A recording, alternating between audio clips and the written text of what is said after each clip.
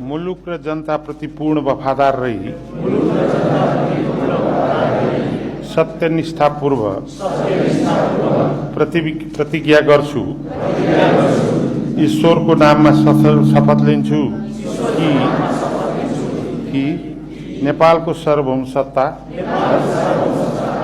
राजकीय सत्ता नेपाली जनतामा रहेको नेपालको संविधान प्रति पूर्ण वफादार रहँदै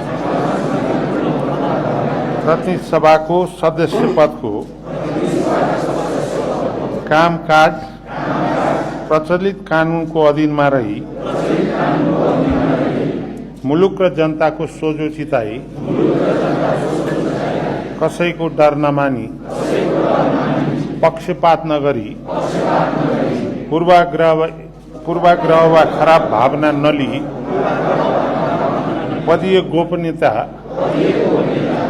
कायम राखी ईमानदारीता साथ काम गर्नेछु। धन्यवाद।